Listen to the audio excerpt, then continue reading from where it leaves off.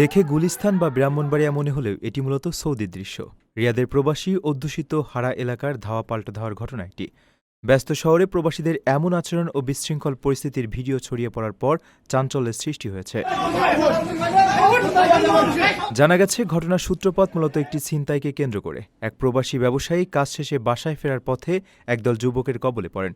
অভিযোগ রয়েছে, ওই যুবকেরা তাকে একা পেয়ে মোবাইল ফোন, মানিব্যাগসহ সর্বস্ব ছিনিয়ে নেয় এবং নানাভাবে হুমকি দেয়। ছিনতাইয়ের শিকার ওই ভুক্তভোগী বিষয়টি তার পরিচিত অন্যান্য প্রবাসীদের জানান।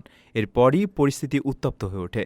পরিচিতরা সংঘবদ্ধ হয়ে ওই ছিনতাইকারীদের খুঁজতে বের হন এবং এক পর্যায়ে তাদের ধাওয়া করেন।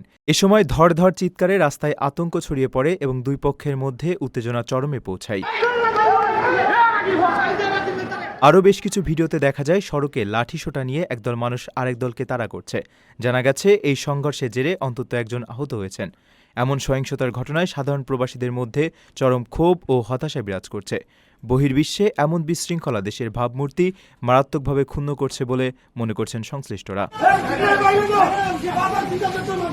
আপনার স্বপ্নগুলো আকাশ ছুবে প্রবাসীর হেলিকপ্টারের মাধ্যমে। বিয়ে, জন্মদিন অথবা যে কোনো বিশেষ প্রয়োজনে হেলিকপ্টার ভাড়া করতে যোগাযোগ করুন স্ক্রিনে দেয়া নাম্বারে। প্রবাসীর হেলিকপ্টার, নিরাপদ ও সাশ্রয়ী বাহনের বিশ্বস্ত নাম।